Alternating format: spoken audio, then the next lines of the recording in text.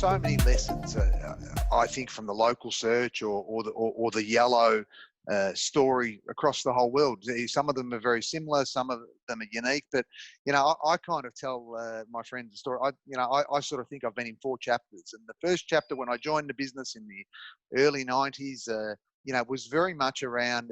People in Australia used to refer to the Yellow Pages industry as rivers of gold. It was Pacific Access back then, and we had double trunk books and full page, double full page ads, and can I tell you, we were the Romans. If it was an empire, we were the Romans. And then in the late 90s, we started to see, back then we called it, and you remember this, the .com boom. It wasn't even digital; it was .com, and then we started to see the emergence of the IYP platform and certain platforms that were still fundamentally directories, but online, right? So we sort of went from this fully fledged print era, rivers of gold, into this .com, where we started to see the platform starting to move online. And I guess there wasn't a lot of transformation to that. Most of the transformation in that early era was more around, still centered around the brand. The yellow brand was very powerful. The walking fingers was centered around product design, distribution, networks, and what have you. But then as we started to move to .com, we started to see a little bit more. That's when the word agile was kind of born, and I actually think everyone started then thinking, well, we've got to transform this industry. And then then the digital era came along in the mid 2000s and what have you, and and where we're at today. And then that industry, which was once the rivers of gold, had to pivot and had to be agile. But what I saw in my career, the early days, we saw print restructuring, distribution restructuring. We actually saw, the books in every marketplace, 3 columns, 4 columns, 5 columns. And then as the online era started to come about, we actually started to see print decline, which it did.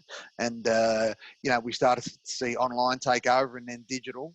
And then we had to pivot. If you think about the workforces we had, when I joined the Pacific Access, which was the Telstra incumbent business in Australia, we had 5,000 employees, 2,500 of which were field salespeople, people in the market.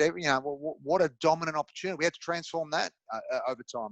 The mix is different today. There's a much greater orientation from a selling perspective through servicing, through call centers, but also through servicing through marketing automation and what have you. So we had to restructure that. We had to restructure the fixed costs in the industry. So I think about the fixed costs we had. When I joined, one of the greatest assets was the 400 artists that we had. We used to bring these artists out to the customers, and they design an ad, and that was like, wow, But the reality is, you've got AI and automation and robotics that does all of that for you now. You can build a website in probably 15 minutes without talking to anybody, right? So the industry had to pivot around that. Then we saw the agility and the transformation of telcos jumping off, and then the industry setting up in its own right. We saw lots of different variations of that. We saw transformations with printing, packaging, and distribution, the way we went to market. And then in the last era, which I've got to say I enjoyed the most, the last sort of 6 years of my career in the industry was in private equity. And transformation became a, how do we change the wheels on the car as we're driving it, right? It was no longer this sort of 12-month program of work, Charles. It was, how do you get a program up and get your reps mobile or drive efficiency and what have you in 4 to 6 weeks, not 4 to 6 months? And how do you do that without having big capital business cases? And how do you simplify systems? So, I think about the legacy systems we had when we started and the systems that we've got today. In Australia, we moved to Salesforce.com, but there's any one thousands that people have gone to, SAP and what have you. But, we had to undergo those transformations. I think the reality now is how does the industry transform to serve the 5, 6, 7,000 platforms that exist, that small business have to have a relationship with some of them, all of them, but small business has to do their job, right? So it's transformation's changed.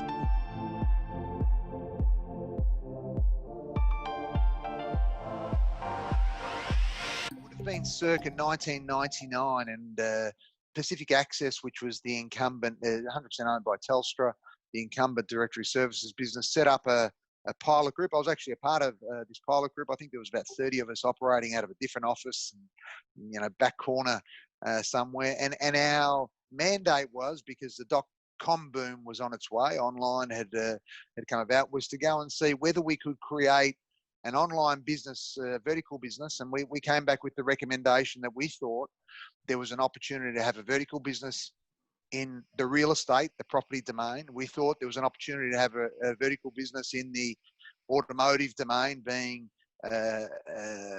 selling cars and what have you. We thought there was a vertical opportunity in property services and what have you. And then we thought there was another one in health and I remember like it was yesterday. And I'm no spring chicken anymore, Charles. I remember like it was yesterday, presenting to the CEO of the Telstra of that day.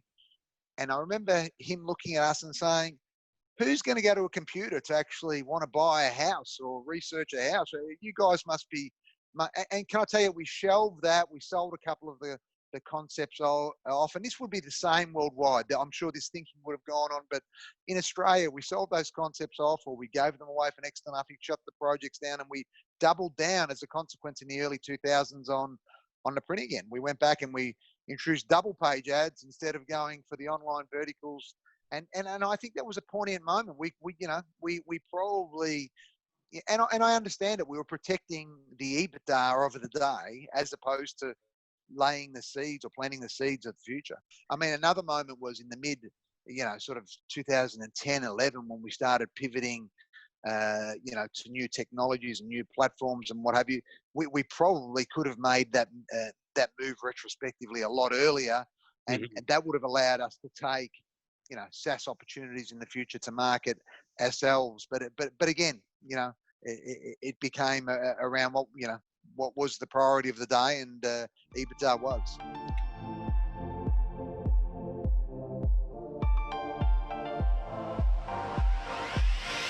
I think, look, if you look at Google and Facebook today, they really dominate the industry that we once owned, right? They probably have 60+% of that industry. I often reflect and think, hey, what if the Yellow Pages industry as a worldwide body was able to actually band together? And we've operated really well as peers, and we've been incredibly generous in terms of sharing. But I've got amazingly great friends across the globe who are from an industry I'm really proud of.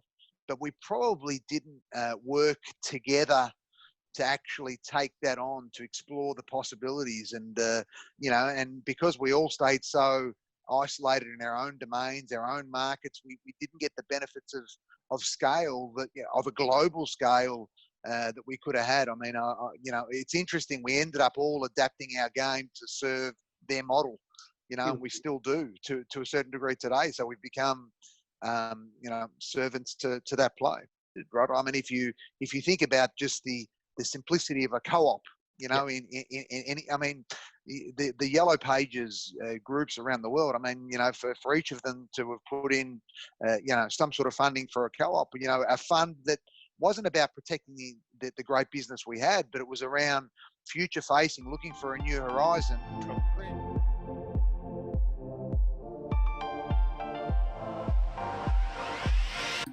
I think it's really, the moves now are limited. I think the SaaS movement is the right movement for the industry. I mean, I think, if I look at it from my perspective, and the customer that we're all serving in this domain is small business, SMBs, and their needs haven't really changed, right? I mean, what's changed is they're not looking for us to sell them a Yellow Pages solution for anymore, but they're still looking for us to help them solve the fact that they're time poor. They're looking for us to help them make their business more efficient. They're looking for us to help them drive leads. They're looking for us to help them with invoicing or quoting and what have you. So I think this movement towards a SaaS play is the right one.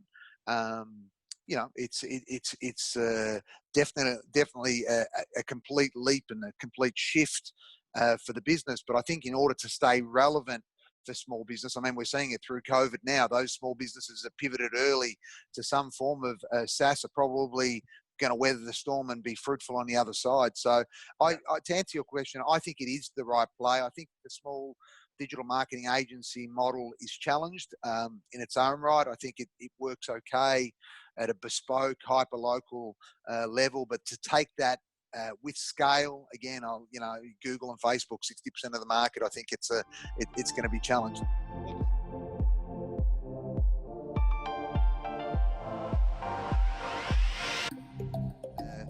Many around me would probably say I have a bias here, but I think if you look at the benefit in its heyday that Yellow brought to small business was that scale to market, the fact that we had, we used to talk about feet in the street, but what did that equated to? Having members of our team servicing small business to help them grow their business. Yeah, okay, it was a bilateral arrangement, but I think it's been to the detriment for sure. I mean, if, a lot of my family run their own businesses, who's an accountant, and who's a builder and what have you. And let me tell you, the one thing they don't have is time. And the other thing they don't know who to turn to. Who's running one accounting software and then running 6 or 7 different softwares for efficiency, and then talking to 30 different people for leads.